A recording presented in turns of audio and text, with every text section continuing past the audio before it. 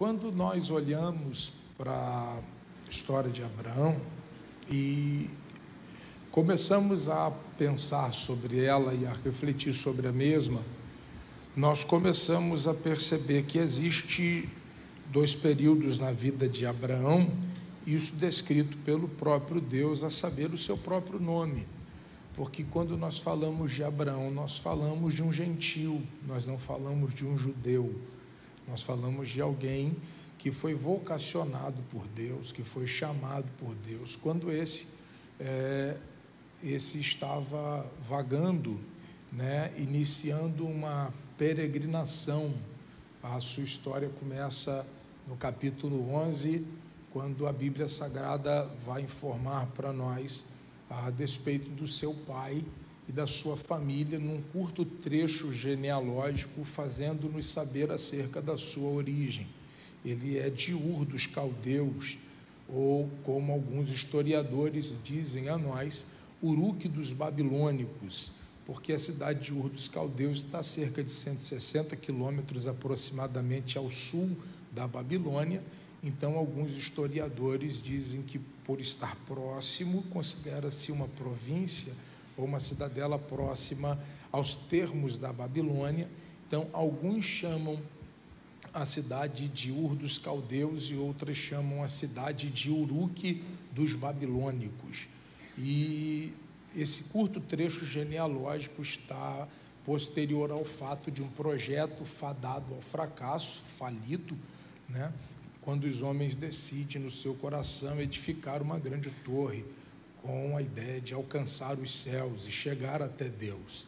E a Bíblia vai dizer para nós que Deus confunde a língua dos homens e vai falar para nós acerca da sua genealogia. Abraão é um personagem chave dentre tantas alianças, ou melhor, aliança que Deus faz, alianças que Deus faz, mas com os seus patriarcas, com os seus profetas, ele é o eixo, porque de Gênesis, de Adão a Abraão são 2000, de Abraão a Cristo 2000 e de Cristo a nós 2000 anos. Então Abraão aí vive no período dos 4000 anos do início da civilização. Ele é contemporâneo, o berço da civilização da humanidade. E o texto diz para nós que está sendo narrado o nome dos seus irmãos, do seu pai. Seu pai é Tera, seu irmão é Arã, seu irmão é Naor, e ele que é Abrão. Esse Abrão, ele é de origem gentílica, até que Deus faz com ele uma aliança em Gênesis 15, mas eu preciso continuar, porque se eu entrar nessa questão do Abrão e do Abraão, talvez eu não tenha tempo para te explicar, porque há um mistério muito profundo nessa aliança que Deus faz com ele em Gênesis 15, porque pode até dar um nó na sua cabeça, mas quando você vê Paulo no capítulo 3 da carta de Gálatas, ele vai falar que o evangelho foi anunciado a Abraão. E quando a gente fala de evangelho, alguns entendem por Mateus, Marcos, Lucas e João, porque parece que a gente confunde essa ideia de graça e de lei, porque parece que a graça só é depois de Cristo, mas se o evangelho foi anunciado a Abraão, a gente precisa acabar com essa ideia de um Deus bipolar, um Deus que no velho mata e que no novo ama, que envia o seu filho, que parece que sofre de uma dupla personalidade, que não é essa a questão. A graça e o evangelho já havia sido anunciado, a aliança já havia sido feita, e Paulo também vai falar sobre isto, a aliança da promessa, porque alianças são muitas, mas a promessa é uma só. E sendo o evangelho anunciado a Abraão e ao seu descendente, que já era o Cristo que haveria de ser manifesto e havia sido dito, quando a gente lê Apocalipse 22, você vai ver ele falando que ele é Aleph, ou na verdade Alfa e Ômega, e ele é a raiz de Davi, ele é a raiz, não ouvi, raiz, então a gente entende que se ele é a raiz é porque ele é antes de Davi, Davi só existe por causa dele, né? Ele é a raiz de Davi, e mesmo ele sendo homem, nasce da linhagem de Davi, dita por Mateus, né? Não por Lucas, porque Lucas já vai falar de uma genealogia que vem desde Adão. Mas não é sobre essas questões que eu quero falar com você. Quando nós olhamos para a história e que ela vai dizer para nós acerca da origem de Abraão, e ele saindo da sua terra, da sua parentela, e na minha concepção, o que move Abraão é o interesse, e isso está bem claro para mim, particularmente, quando eu leio o 12, né? Quando Deus o vocaciona, quando Deus o chama, isso está claro para mim, porque quando Deus o vocaciona, Deus promete-lhe filho, e isso ele não pode ter. E o verso 30 do 11 diz para nós que a sua mulher é estéril.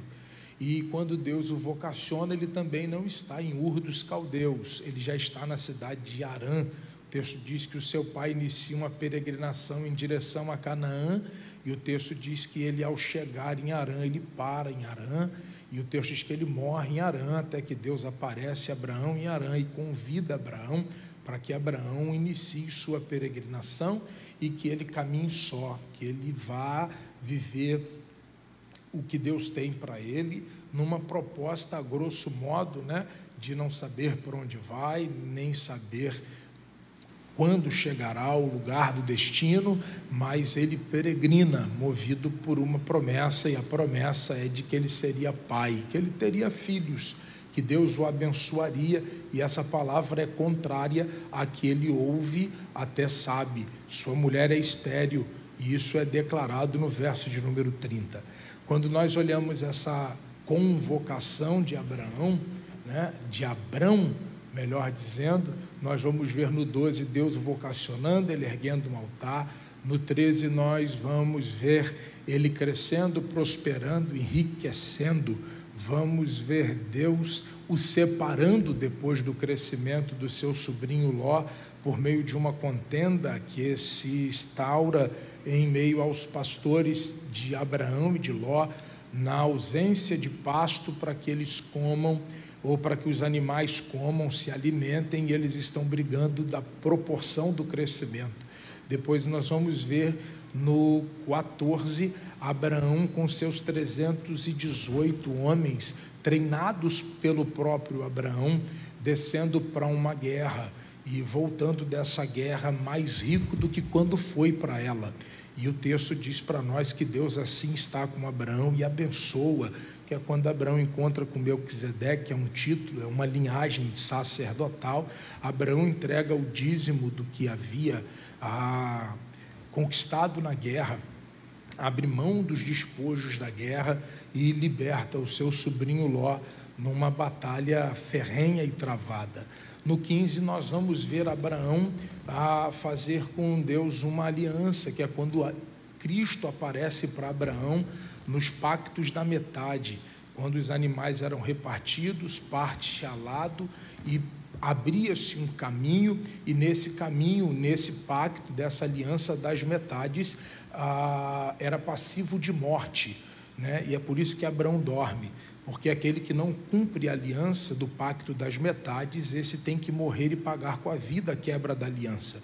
Então Deus, sabendo que Abraão não poderia cumprir com a aliança que está sendo feita em Gênesis 15, Deus adormece. Então ali aparece Cristo, e é Cristo quem cruza com Deus nos pactos da metade, porque ele é o único mediador entre Deus e os homens, capaz de cumprir qualquer pacto e qualquer aliança. E ali o evangelho é anunciado para Abraão a respeito da graça, a respeito de tantas outras coisas que nós apenas vemos e ouvimos algumas pessoas falar posterior à cruz. O que difere o Velho do Novo Testamento é só a questão que nós estamos depois da cruz e eles estão antes da cruz. Mas também, como eles, somos bem-aventurados, já dito pela palavra, não vimos, mas cremos. E assim como eles também não viram, mas também creram. Quando nós olhamos no 15, Deus fazendo com Abraão uma aliança, fazendo-lhe adormecer, Cristo aparecendo, cruzando o pacto das metades, o texto diz que no 16, Abraão agora vai ter a orientação da sua esposa porque já estão caminhando há algum tempo, como bem dito pela Poliana, 25, aproximadamente do 12 ao 15, para o 16 são 10.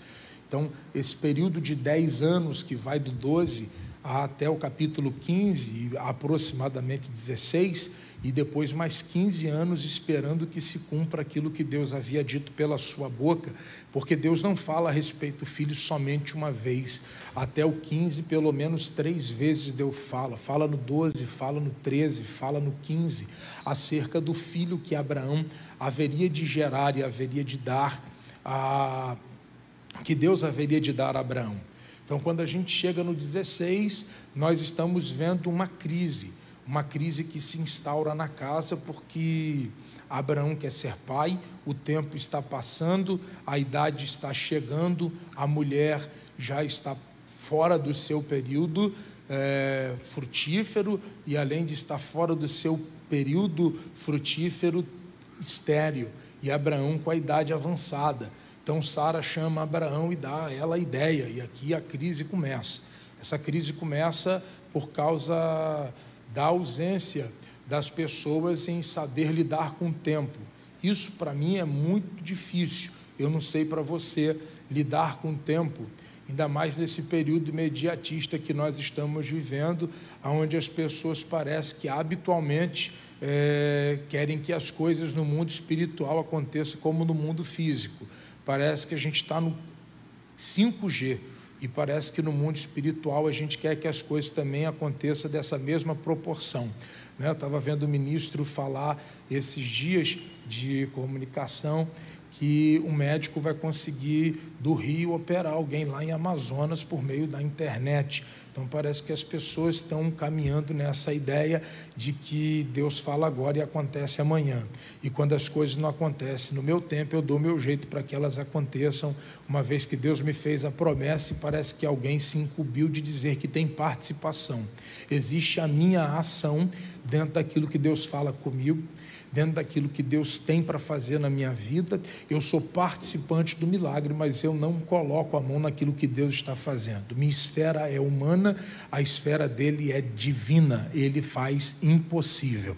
E o caso de Abraão é impossível, porque sua mulher, já além de estéril, é avançada de idade. Então, no 16, essa crise do tempo se instaura e ela troca uma ideia com ele, fala: deita com Agar e ela vai te dar um filho.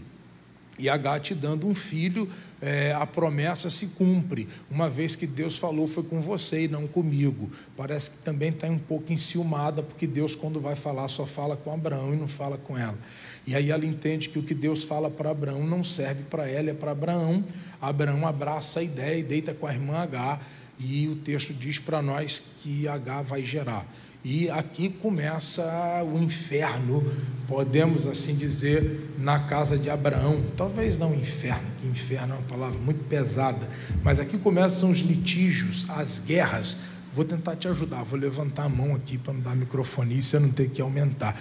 Eu estou falando assim mais calmo do que naturalmente, que eu não posso gritar, que quando eu grito dói. O médico me deu 3 meses para depois de 3 meses pregar, porque por fora parece que está normal, mas a cicatrização leva 3 meses. Então, eu estou falando devagar por conta disso. Mas daqui a pouco eu vou me descontrolar. Fica tranquilo que eu vou dar lugar, eu não consigo ficar parado. Então, quando a gente vai olhar, eu estou guardando para daqui a pouco, deu para entender, né? Então, quando a gente olha para o capítulo 16, essa crise se instaura, os problemas se instalam, e Abraão, então, ouve a ideia, e o texto diz que parece que Sara se sente incomodada com o que no ventre de Agar está sendo gerado. E o que gera-se no ventre de Agar incomoda Sara, a ponto de Sara começar a incitá-la, persegui-la. E o texto diz para nós que essa perseguição, essa incitação, vai culminar na fugida de Agar. Ela não suporta a humilhação que ela está vivendo, e ela tem dificuldade de lidar com o que a sua senhora, sua ama, faz com ela, de modo que ela então vai começar a se sentir incomodada, e o texto vai dizer para nós que ela decide fugir. Essa Agar, acredito que você se lembre, ou talvez entenda, o texto propriamente diz que ela é uma egípcia, que quando a fome assola a terra, Abrão desce para o Egito para refúgio, porque lá não teve falta e nem escassez. Abraão se abriga lá, Deus dá a vitória a Abraão lá, ele vai falar ao quem diga uma meia-verdade, dizendo que ela era sua meia-irmã, quando na verdade é uma mentira, porque não existe meia-verdade e meia-mentira. Apesar de Sara, de fato, ter descendência genealógica e ter grau de parentesco de irmandade com Abraão, ela é sua esposa. Ele nega, mas quando ele é despedido, dão para ele servos e servas, como também riqueza. E aí vem no pacote a irmã Agar. E você, mais do que ninguém, sabe que Egito significa terra de cão, e nessa terra de cão que simboliza o Egito, ou o significado da palavra Egito, nós entendemos que o Egito, por meio da Bíblia, ele simboliza para nós o mundo. E algumas pessoas, por não saberem lidar com o tempo da escassez aqui dentro, geralmente costumam descer para o Egito quando tem dificuldade de esperar o que Deus tem para fazer na vida delas. E eu tenho muita preocupação com algumas pessoas, porque a resiliência, a resistência de algumas pessoas nesse tempo parece que estão se esvaindo, e as pessoas estão deixando Jesus por qualquer coisa, e deixando Jesus por qualquer coisa sempre vão para o Egito, e o problema é esse: trazer do Egito que nunca deveria ter trago. E quando a gente traz do Egito que não deveria trazer, a gente acaba sempre trazendo problema para dentro da nossa casa, e foi isso que Abraão fez. Trouxe um grande problema para casa. Esse menino não vai ser desejado, esse menino não vai ser amado por Abraão. A princípio, quando nós vemos as suas declarações, percebemos que existe um cuidado da parte de Abraão, mas como Sara parece governar o ambiente, Abraão dá ouvido a ela o tempo inteiro. Então, no primeiro momento da perseguição, Sara vai fazer com que Agar, não suportando a humilhação, fuja. E nessa fugida, no meio do caminho, no deserto, o Senhor aparece para ela e dá para ela um recado: o que no teu ventre está sendo gerado, a partir de hoje é meu, e eu farei desse menino uma nação. Abraão, ele faz uma grande nação, mas do menino ele vai fazer uma nação. E essa palavra, fazer do menino uma nação, Deus diz para ela voltar do lugar de onde ela vem fugida e se submeter à autoridade da sua senhora. Então, o contexto em que Ismael vai ser gerado é um contexto de humilhação. O contexto que Ismael vai ser gerado é um contexto onde, além da sua mãe ser escrava, ela também está sendo humilhada, porque a sua senhora tem dificuldade de conviver com o que no ventre dela está sendo gerado. Esse menino nasce, e você conhece a história, a gente pula do 17 e vamos para o 21, que é quando o texto que eu li com você aqui, que vai revelar para nós alguns pontos que eu gostaria de dividir com você aqui essa noite. Quando chega no capítulo 21, o que nós observaremos é que se dará o nascimento de Isaque. Isaque nasce, e o texto diz que agora ele está sendo desmamado. Esse menino Ismael aqui tem entre 12 e 13 anos de idade. Nós podemos observar entre 12 e 15 anos de idade aproximadamente. Então, nós estamos falando de um adolescente que foi gerado num contexto de humilhação, de perseguição, um contexto onde o seu nascimento trouxe contenda, trouxe perturbação. Então, nós estamos falando de um ambiente não saudável para uma criança ser gerado. Sua mãe talvez atribua as humilhações que sofre ao que no ventre dela está sendo gerado. A Sara está incomodada com o que no ventre está sendo gerado, e a gente não vê um posicionamento de Abraão. Quando a gente chega no 21, a gente observa que no dia em que Isaque foi desmamado, o texto diz que Abraão agora reúne sua casa e dá uma grande festa, celebra um grande banquete.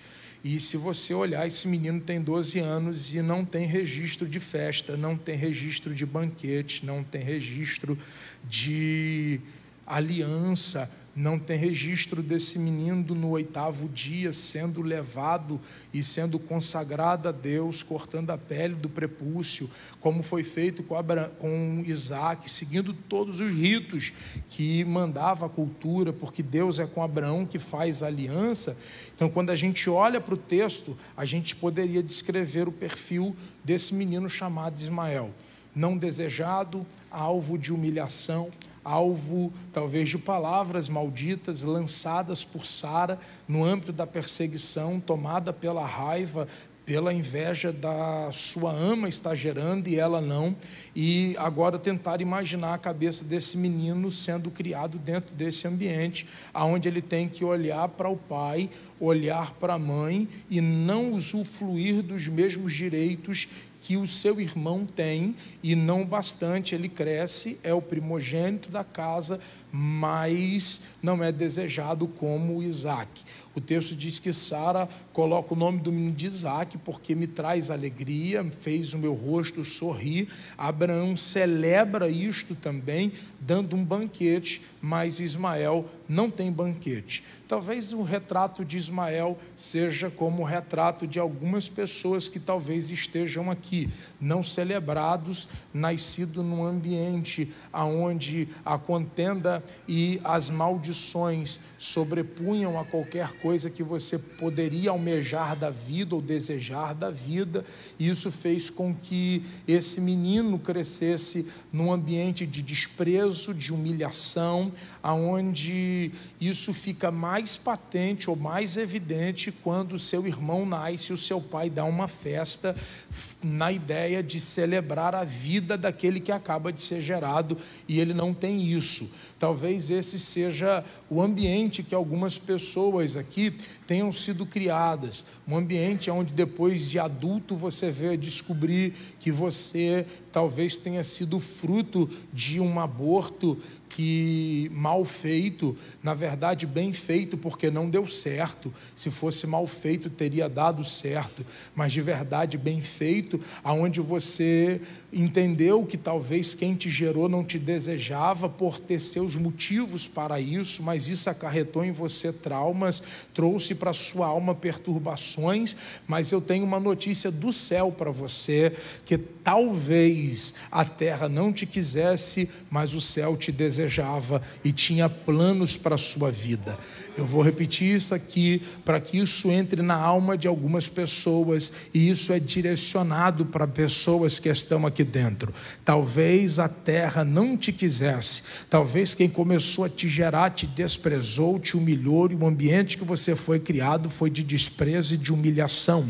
Talvez as pessoas com quem você conviveu disse durante toda a vida para você que você não foi desejado, que você não foi amado, mas o que eles não sabiam é que mesmo debaixo de tanta humilhação, e o que Abraão não tinha tomado conhecimento, e o que Sara não sabia, é que na fugida de Agar, no deserto, Deus tinha aparecido e tinha dito: aquilo que a terra não quer é meu, e eu tomo conta. Aquilo que as pessoas não desejam, eu desejo, e aquilo que as pessoas não querem, eu quero. Então eu vim aqui dizer para alguém que está aqui dentro essa noite, que Deus te desejou desde o dia em que você foi gerado no ventre da sua mãe.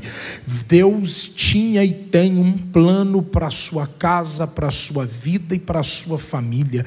E eu vim aqui dizer para alguém esta noite: por mais que você tenha crescido num ambiente de desprezo, onde as pessoas não te celebrem, onde as pessoas fazem questão de deixar bem claro que não tem o amor, ou talvez tenha que ter dividido ou brigado por amor de alguém ou para ter atenção de alguém, no secreto, Deus já tinha te visitado e já tinha falado com você.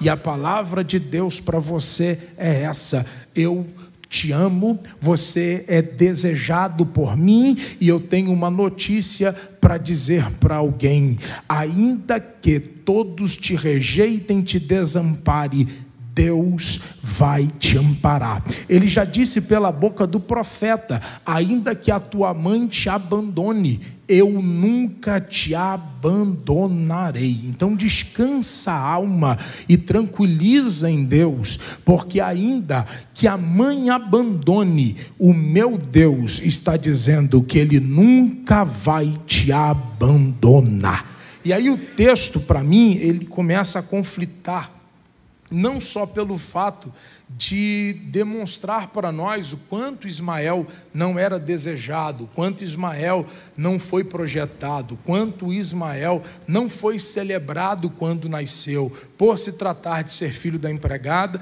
e porque Sara perseguia sua mãe, perseguia o seu irmão, ou melhor, perseguia o seu bastardo, ou seu enteado, aquele que por ela não tinha nenhuma afeição.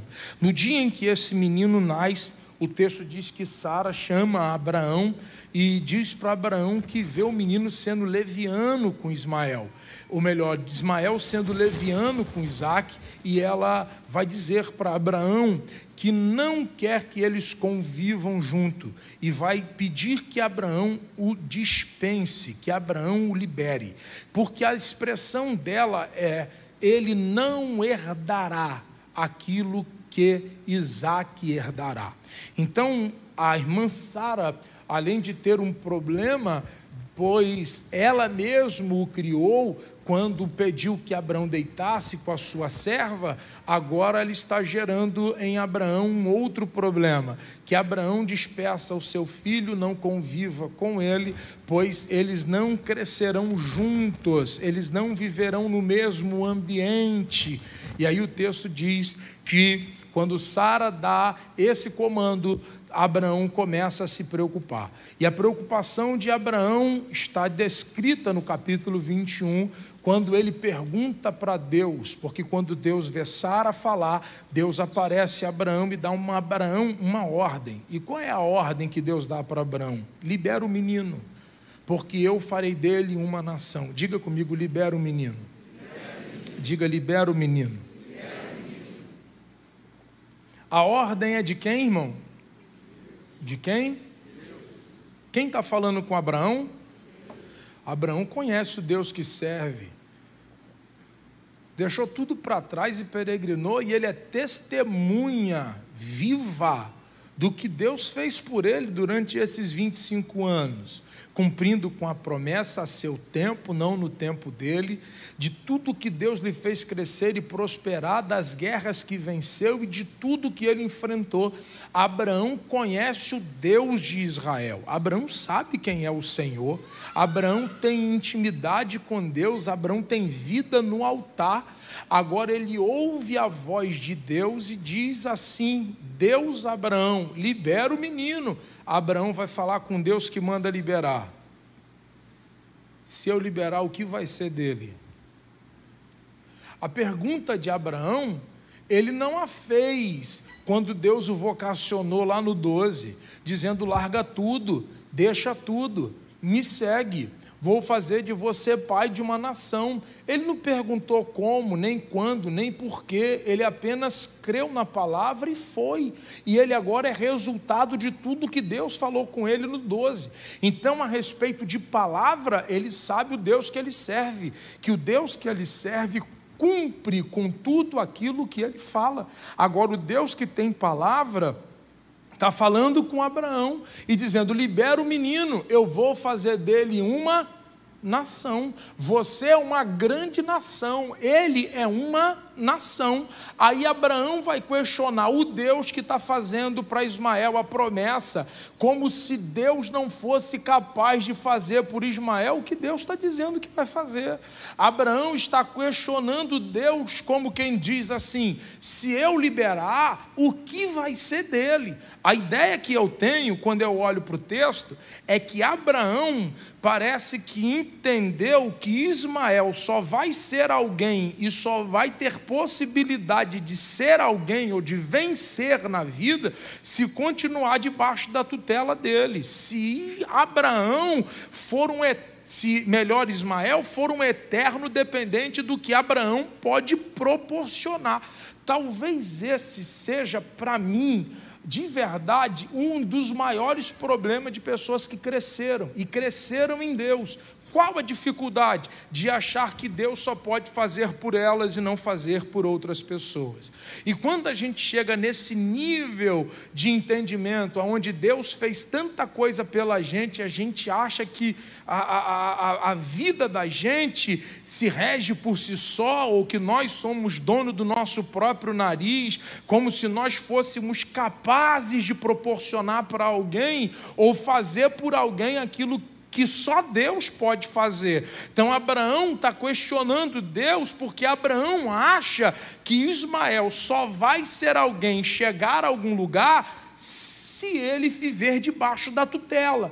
E para mim isso fica muito evidenciado. Fica tão evidenciado isso para mim, porque quando eu vejo no 14, ele voltando da guerra, ele entrega o dízimo e abre mão do despojo da guerra. Ele só quer salvar o seu sobrinho Ló. Nós não estamos falando de um cara avarento, pelo menos o texto de Gênesis 14 mostra para mim um cara generoso, alguém que pega seus homens e leva-os à batalha, na ideia de resgatar um sobrinho que está aprisionado. Ele vai vencer 4 reis, vai voltar da batalha sem preocupação com o despojo da guerra, porque para ele dinheiro não é problema, ele tem de sobra. Então, dando uma olhada para o 14 e vendo o que ele faz no 21, alguém que pega 318 homens, vai para uma guerra para salvar um sobrinho, um cara que abre mão quando volta do despojo, entrega dízimo e não está preocupado com dinheiro e nem com recurso, porque isso ele tem. O que me leva a pensar por que Abraão pega um pouco de água e um pouco de pão e dá para Agar. Alguém que poderia colocar homens a serviço de Ismael, uma vez que o problema é com Sara, e que Sara não quer conviver com ele dentro do mesmo ambiente, que ele não cresça com Isaac, mas ele pode muito bem despedir homens para que ele chegue a um lugar de destino, para que ele então estabeleça a sua vida, para que ele viva. Abraão pode dar recursos suficientes para que esse menino viva bem e que não dependa de voltar para casa e nem dos recursos de Abraão. Por que alguém que tem tanto dá tão pouco na hora de despedir, uma vez que diz para Deus que está preocupado? Porque se de verdade Abraão está preocupado com o que vai ser do menino, pense você despedindo alguém que você pode fazer muito pela pessoa e que você diz estar preocupado com o que vai ser dela, se ela sair da sua casa ou se ela sair da sua tutela, o que leva você a dar tão pouco para uma pessoa, podendo fazer por ela além. A minha concepção, ao olhar para o texto, é limitar. Abraão quer conviver com Ismael a ponto de limitar os passos do menino. De que maneira? Um pouco de pão e um pouco de água. Ele sabe, conhece de deserto, peregrina, não tem nem casa fixa. Ele é alguém que peregrina pelo deserto, está levantando sempre acampamento. Ele entende do que ele precisa para atravessar um deserto, mas ele não dá o suficiente para que Ismael atravesse o deserto. A minha concepção é uma só, não sei a sua, é dizer para o menino até onde ele vai, porque com um pouco de água, um pouco de pão, não se vai longe. Então, na minha ideia, ou na minha cabeça, a ideia de Abraão é limitar a dizer para Ismael até onde vai, e assim controlar a vida do menino. Ele vai até aqui, quando o pão e a água acabar, ele volta para pedir mais, e eu dou mais um pouco de pão, um pouco de água, ele vai e ele volta, e assim eu fico convivendo com ele, sabendo de como ele está. Você conhece gente que tinha tudo para te liberar, mas não te libera e te trava, porque quer fazer da tua vida uma eterna dependência dele, para que a sua vida nunca mude, o seu ambiente sempre seja de humilhação, de mesquinharia, de desdenho, aonde as pessoas dizem que você não é capaz, que você não vai chegar, que você não vai conseguir, aonde alguém poderia te liberar e te abençoar. Mas qual é o problema, pastor? O problema às vezes é a ausência de posicionamento de nós que estamos sendo posto debaixo desse jugo. De que jugo? O jugo de limitação, aonde alguém diz para nós até onde a gente vai e limitando os nossos passos, querendo que a gente volte. Para mim isso aqui em H é fantástico, tirando a parte de abandono, é fantástico a ideia que o pão e a água acabam, mas ela não volta para pedir. É alguém que está cansada de viver esse jugo de humilhação, é alguém que não suporta mais viver dessa maneira, sendo o tempo todo humilhada, subjugada. E se Deus falou comigo e me fez uma promessa, uma hora ela precisa se cumprir. E se a promessa tem que se cumprir, para que ela se cumpra em alguns momentos ou aspectos da vida, eu preciso me posicionar. Eu aprendi a profetizar com os olhos nesse período de pandemia, porque pegar na mão não pode. Então dá uma olhada para esse irmão que está do seu lado e diga para ele, por favor, diga para ele, por favor, o que você precisa não está na mão de homem. O que você precisa está na mão de Deus. Não, por favor. Por favor, não se escravize, não se subjugue, não se humilhe. Eu sei que tem hora que a gente tem que descer, que Deus quer abater, que Deus quer ensinar, mas tem momentos da vida que Deus quer mostrar para nós que o que a gente precisa não está na mão de gente, está na mão de Deus. E se está na mão de Deus, eu não tenho que ficar batendo na porta de gente da terra, porque gente da terra não vai resolver meu problema. Eu sei que Deus até usa gente da terra. Como é que Deus usa gente da terra? Para emprestar vaso, porque ele não tem vaso, ele tem azeite. Então o azeite ele tem para multiplicar, mas vaso eu vou lá pedir. Então a humilhação dura até que eu vivo o tempo de milagre. Então se o tempo de milagre ainda não chegou, eu preciso entender que vai ter uma hora que eu vou precisar me posicionar. E me posicionar de que forma? De que maneira? Chega de ficar batendo na porta de gente que a vida inteira só te humilhou, te desprezou e te desdenhou. Essa noite Deus me trouxe aqui para falar com alguém, e Deus quer falar para alguém aqui esta noite, que o tempo da tua humilhação termina hoje.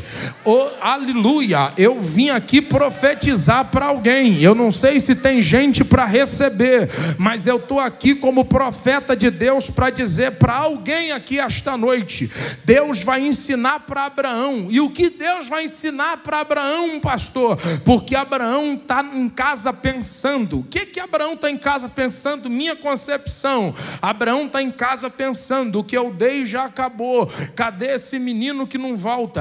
O que eu dei já terminou, já era para ter voltado. Porque tem gente assim, limita tanto os teus passos, que quando você demora além dos passos que você deu, a ponto de não voltar mais para pedir, que tem gente que fica o tempo inteiro. Gente, Deus quer criar em nós maturidade para que a gente entenda que não dá para ficar na porta dos outros o tempo inteiro batendo, não. Porque o que a gente precisa, a terra não pode fazer, mas o céu pode e tem para dar. Então Deus quer mostrar para Abraão o seguinte: o que, pastor? Deus quer mostrar para Abraão que o que ele tem para fazer na vida de Ismael não depende do que Abraão deu para ele começar a vida. O que Deus tem para fazer na vida de Ismael é diferente, porque enquanto Abraão dá um odre de água, Deus abre os olhos de Agar para ver um poço. Deus trabalha com coisas grandes e abundantes. Eu vim dizer para alguém: se você entender que esse tempo de ficar pedindo, batendo, se humilhando termina hoje, hoje Deus não tem um poço, hoje Deus não tem um cântaro, hoje Deus tem um poço, e Ele vai abrir os teus olhos para você ver o que Ele vai fazer. Porque quando a gente se subjuga, quando a gente se inferioriza, quando a gente se menospreza, e talvez seja o resultado dessa vida de humilhação, de desprezo, de não desejo, no ambiente em que Ismael foi criado, parece que cultivou na ideia dele, que a ideia é volta lá e pede, se submete, se humilha de novo. Só que quando Deus fala para ela, volta e se humilha, Deus diz que é por um tempo, porque Deus já sabia o que faria. Então, se é por um tempo, eu quero profetizar que o tempo da tua humilhação está terminando hoje. Por quê, pastor? Porque a gente parece que está com a mente ou nós estamos com a mente cauterizada a ponto de achar que o que vai acontecer na vida da gente depende de gente que está à volta da gente. É tão latente que ao invés de dobrarmos o joelho, fecharmos a porta do quarto e orar, a gente já liga para alguém para falar. Pô, estou precisando trocar uma ideia contigo, eu posso ir lá? Queria falar com você, deixa eu ir lá. Porque parece que os nossos primeiros recursos são terrenos e não celestiais. Porta fecha, a gente já liga para alguém que tem uma chave. Ou alguém que pode abrir uma porta, ou alguém que pode te apresentar ou pegar teu currículo. Parece que nós criamos uma dependência de pessoas para chegar a lugares. Isso cega a ponto da água acabar e a gente, Deus não abriu o poço já estava lá. O que Deus abriu foi os olhos.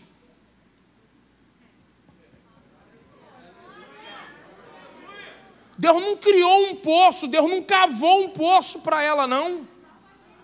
O texto está lá, claro, já tinha um poço. E o Senhor ouviu o menino chorar e abriu os olhos dela para que ela visse o poço. Entende? Você está tão cego de mentalidade, tão dependente das coisas da terra, que você não está conseguindo ver o que Deus está disposto a fazer na tua vida. E eu vim aqui dizer para alguém que essa noite Deus abra os teus olhos.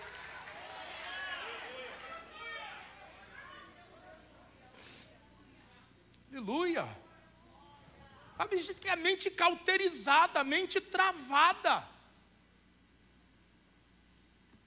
Para mim, um texto que reflete muito, porque o que eu tenho percebido, que o problema não está no altar e nem na voz profética. O problema está na mente das pessoas que recebem o que sai do altar. Você entende que Agar, cansada de humilhação, abre mão do menino para não ver o menino? Só que Deus quer dar uma lição para Abraão. Qual é a lição que Deus quer dar para Abraão? Que quando ele decide fazer alguma coisa na vida de alguém,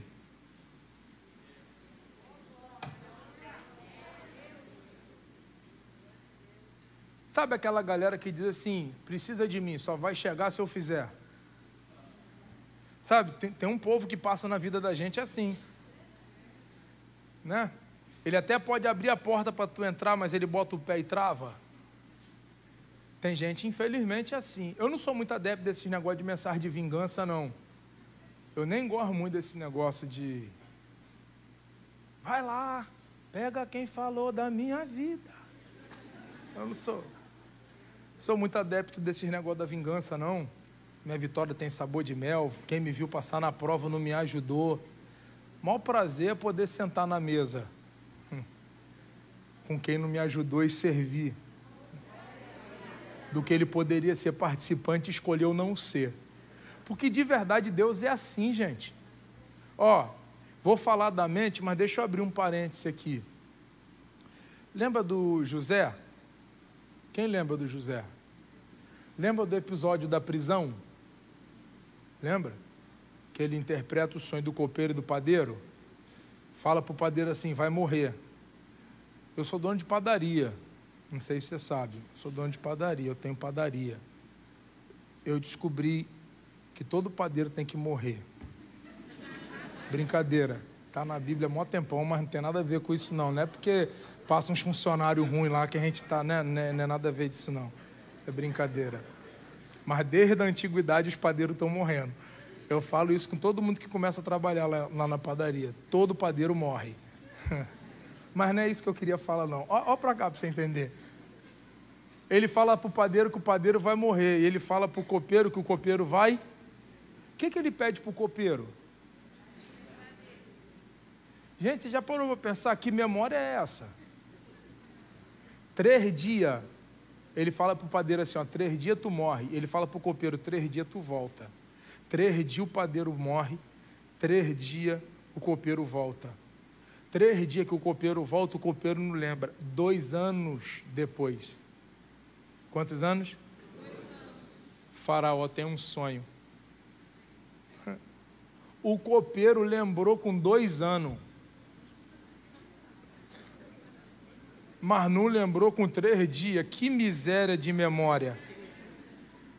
Tem alguma coisa errada aqui, não tem não? Porque se o cara consegue lembrar com 2 anos, não tem como ele esquecer com... Não, porque na verdade ele não lembrou nem com 3 e nem com 2.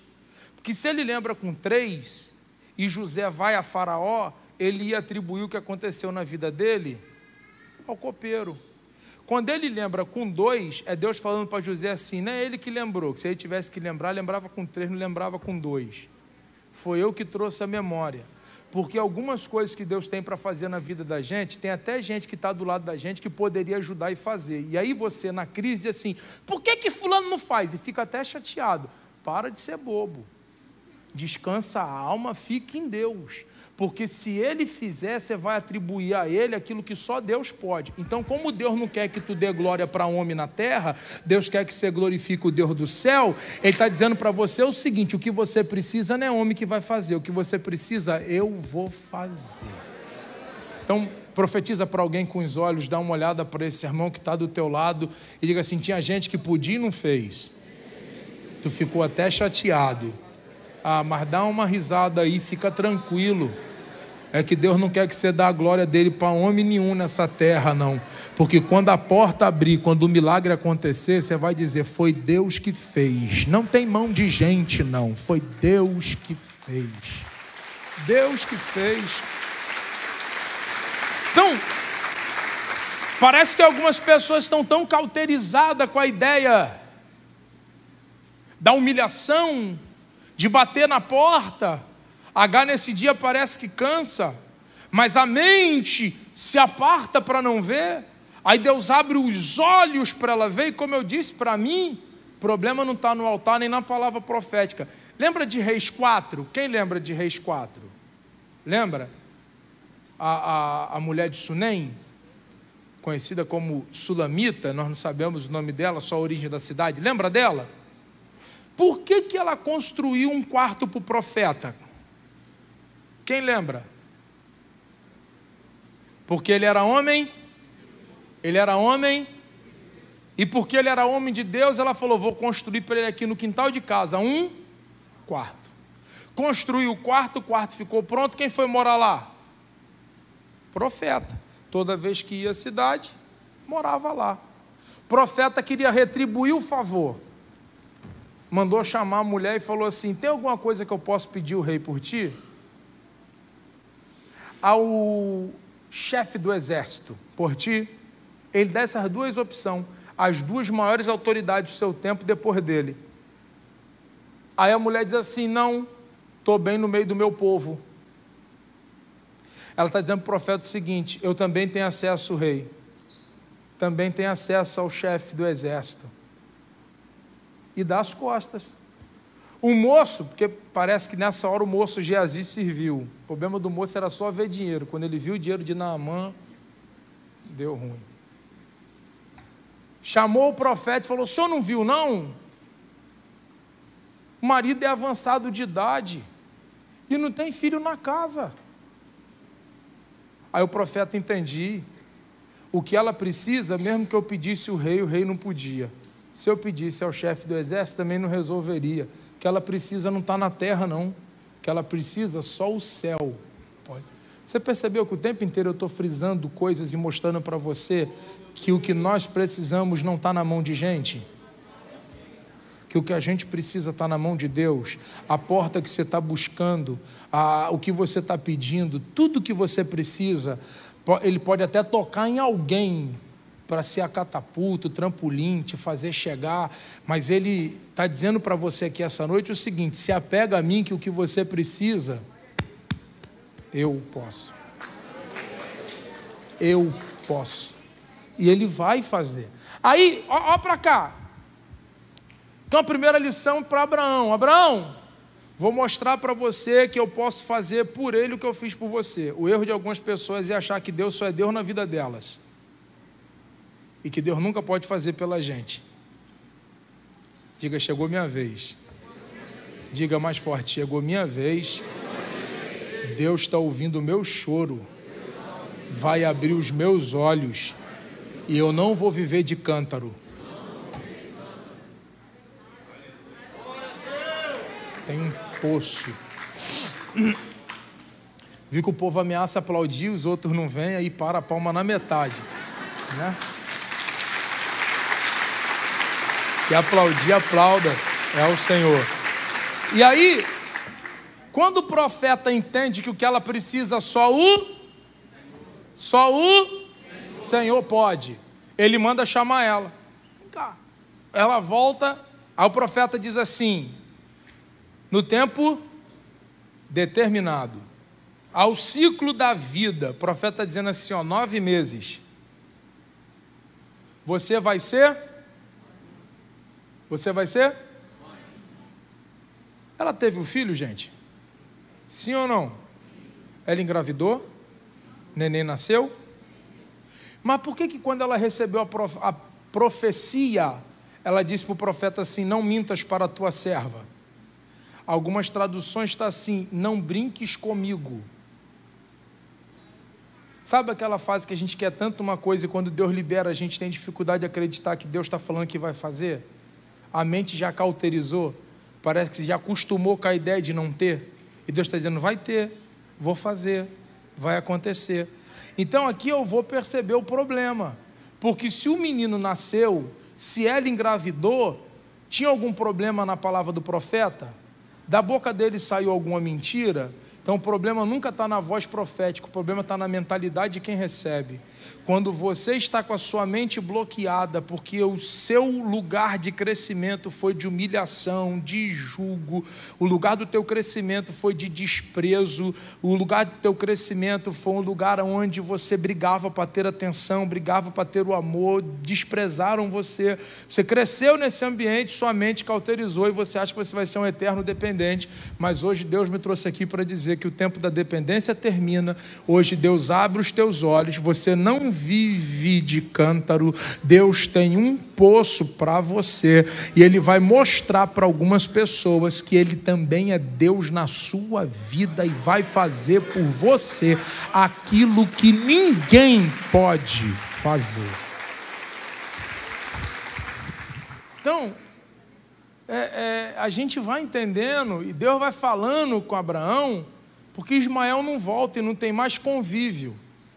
Mas o texto termina com uma notícia, você leu comigo a notícia. E o menino cresceu. E o menino? Abraão devia estar em casa assim, será que já morreu? Porque o que eu dei já muito tempo. Já era até para ter voltado aqui para pedir de novo. Tem gente que vai ficar esperando tu voltar para bater na porta dele. Mas não vai acontecer mais isso. Isso não faz mais parte da tua vida. Hoje Deus está falando com alguém aqui esta noite, que Ele te tira desse ciclo de dependência terrena e te leva a um nível de dependência espiritual, aonde Ele abre os teus olhos e diz: prepara o teu coração, porque lá tu não bate mais para se humilhar, e a notícia que vai chegar lá, cresceu.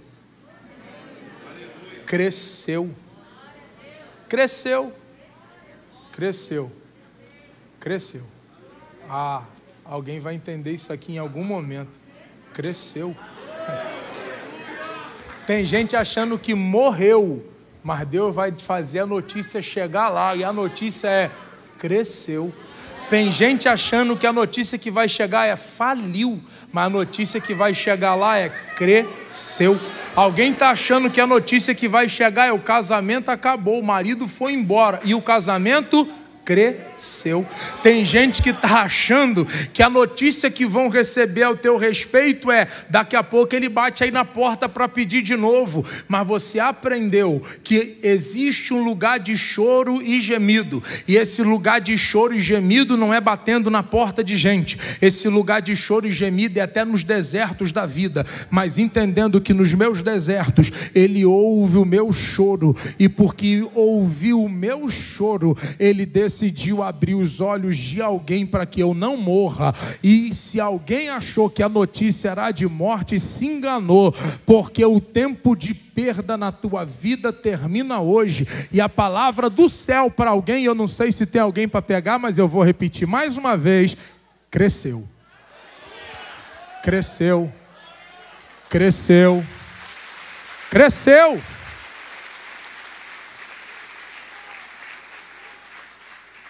Diga: esse deserto não vai me matar. Eu vou crescer.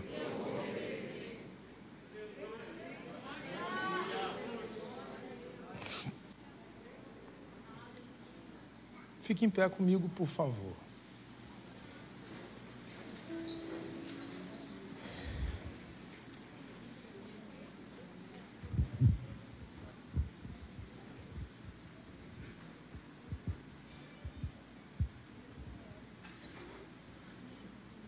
Salmo 73 diz que Deus prepara uma mesa no...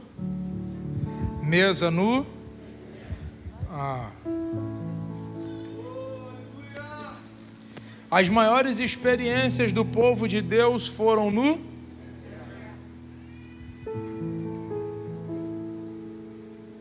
Deserto não é lugar de morte, deserto é lugar de mesa preparada. Deserto não é lugar de morte, deserto é lugar de milagre. Deserto é lugar de eu ter sede, mas ver água brotar da rocha. Isso é deserto. Eu não sei que deserto você está, mas diga: deserto é deserto. Dói, machuca, mas a gente aprende.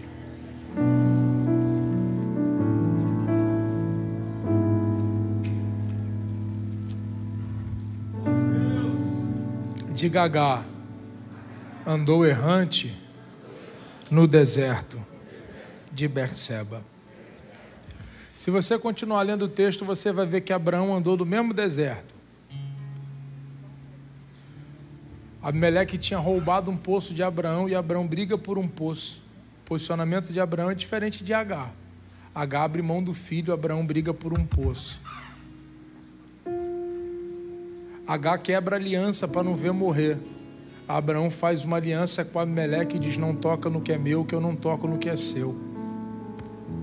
Abraão faz um bosque no deserto de Berseba, enquanto H só faz chorar para não ver o menino morrer.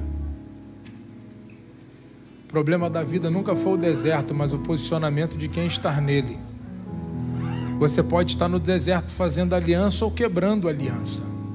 Você pode estar no deserto chorando, mas você também pode estar no deserto fazendo dele um bosque. Você pode estar no deserto abrindo mão, mas você pode estar no deserto lutando por aquilo que é seu. Eu não sei que deserto a vida te levou, te proporcionou, mas hoje Deus está dizendo: o problema não é o deserto, é quem está nele. E se você for alguém que esteja disposto a mudar a realidade do seu deserto, com posicionamento, abrindo os olhos e vendo que Deus é Deus, e esse deserto vai te fazer crescer. Vai te fazer crescer. Deixa eu fazer uma pergunta aqui. Quem está aqui e está afastado, faz assim com a mão só para eu conhecer. É só para eu conhecer, não é para voltar não, tá? É só para eu conhecer. Tem uma amiga lá atrás, um amigo lá atrás. Essa máscara é do Fluminense? Tu que levantou a mão aí? Acredito não. Cara feliz, contente, tricolor, afastado, dá muito certo não, gente.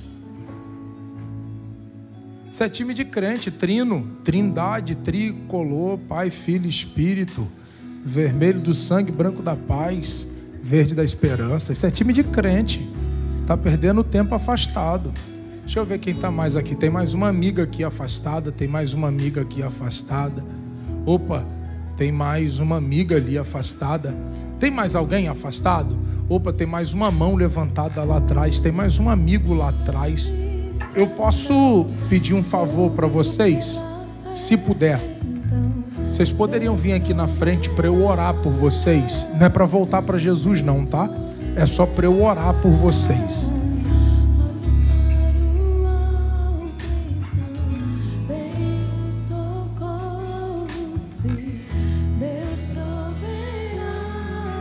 Todo mundo que está afastado.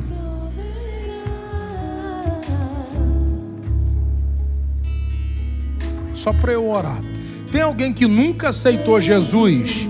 Está aqui pela primeira vez? Tem alguém assim? Tem alguém assim? Tem? Bom, já vi.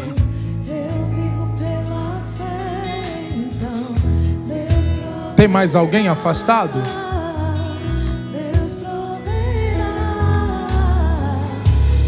Deixa eu falar com vocês aqui rapidinho. É rápido. Eu tenho 2 minutos. Quanto tempo afastada? Mais ou menos. 1 ano, 2 anos, 3 meses, 4 meses, 5 meses? Quanto? 5 anos? Mais de 5? Uns 6, 7, sei lá. Quanto tempo? Também mais de 5? A senhora? 2, sabe mais ou menos quanto tempo? Mais de 5 também?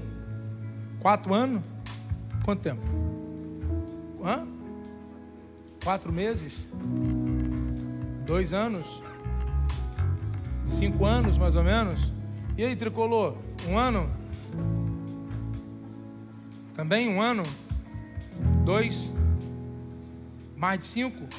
Mais de 6? Está gerando? Quanto tempo? Que isso, irmão? Nem tem idade para isso tudo, cara. Tem? Tem mesmo? Nascido e criado na igreja? Por isso. Logo vi, pô. 20 anos afastado, deve ter se afastado na adolescência. 17? Que isso, profeta? Tem 38 anos? Mora em Xerém, né? Hã? Aonde? Pilar é longe da praia, tá conservado. Quem mora perto da praia tá.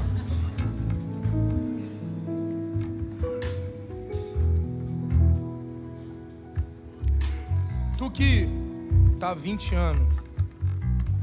Suponhamos que nossa amizade tivesse 20 anos. Te conheço um tempão, 20 anos. 20 anos sem se ver, sem trocar ideia. De repente eu descubro o teu endereço, bato lá na tua porta. Quando me visse depois de 20 anos, tu me deixaria do lado de fora ou tu me convidaria para entrar? Sentar, trocar uma ideia? Me abraçaria, ficaria feliz em me ver? 20 anos de amizade são 20 anos de amizade. Apocalipse 3, ele disse: eu estou na porta e bato.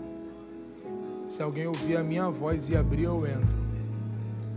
Se abrir, eu entrar, eu sento, ceio, como com ele na mesa. Sabe o que é mais louco? Que tu abre a porta para um amigo de 20 anos sem ver e tá trancando a porta para o teu melhor amigo, deixando ele do lado de fora da tua vida 20 anos. Você imagina quantos assuntos vocês não teriam para resolver? Quanta ideia não teria para trocar? Ou que me levou para longe, não foi muito legal, decisões, escolhas, coisas que vivi, tanta coisa para falar, botar para fora e ele pronto para ouvir, sentado na mesa dizendo: pode colocar para fora, fala que eu tô a fim de curar tua alma, livrar-te das mazelas, das dores, das decepções, das agonias. Fala. Mas a gente às vezes insiste em deixar ele batendo na porta e lá do lado de fora sem entrar. Consegue viver mais 20 anos sem ele? E por que não abre a porta hoje e volta hoje? Imagina, a resposta você mesmo deu, você nem sabe se vive amanhã. Mas se você não sabe se volta amanhã, a melhor coisa a fazer é voltar hoje. Mais 5 afastado ou volta hoje? Mais 6 afastado, mais 4 afastado. Eu não sei o que levou vocês para longe da presença de Deus. Mas uma coisa eu tenho plena convicção.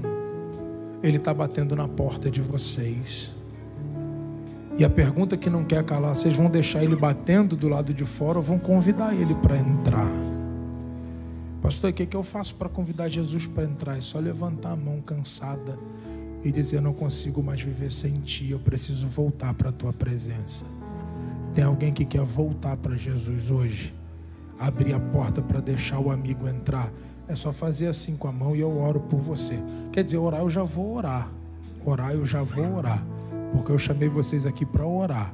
Agora eu só estou perguntando: tem alguém que quer voltar para Jesus? Tem uma vida ali, 2 vidas aqui, 3 vidas aqui. Tem mais alguém? Além dessas 3, mais uma vida ali levantou a mão. Tem mais alguém? Eu acho que vocês são heróis em conseguir viver tanto tempo longe dele. Mas eu quero orar por essas 4 vidas e pelas demais que não levantaram a mão. Estende a mão para cá, por favor. Pai, no nome de Jesus, aqui estão os teus filhos. Filhos teus, ó Deus. Eu não sei os que levou para longe, mas eu sei que hoje o Senhor os trouxe aqui essa noite. E a minha oração, Senhor, é um pedido. Que o Senhor continue guardando eles em vida. Porque a tua palavra diz que os que são teu, o maligno não toca. Não permita que o meu adversário toque na vida deles. Que se hoje não foi o dia da decisão, que o Senhor conceda a eles uma nova oportunidade de se reconciliar com o Senhor.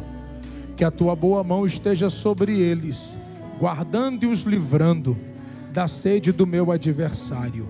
Não permita que eles passem mais tempo longe da tua casa ou da tua presença.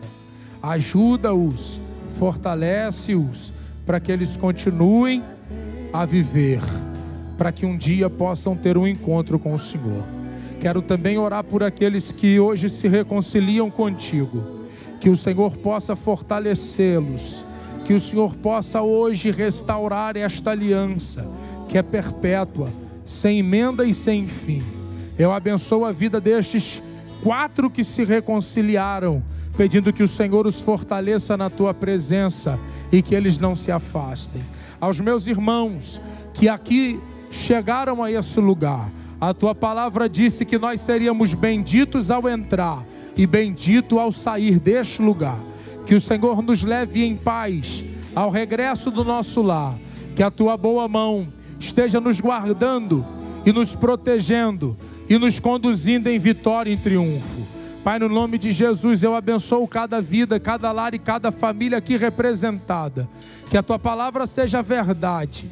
Livra-nos das aflições e das humilhações. Arranca-nos da mão dos homens e nos ensina que o que nós precisamos só o céu pode fazer. Que levemos para casa esta palavra guardada no nosso coração. Eu te despeço com o grande amor de Deus, o nosso Pai, com a graça do nosso Senhor e Salvador Jesus Cristo, com as doces e meigas consolações do amigo, parceiro e ajudador, Espírito Santo, não só hoje, mas para todos sempre. Todos digam...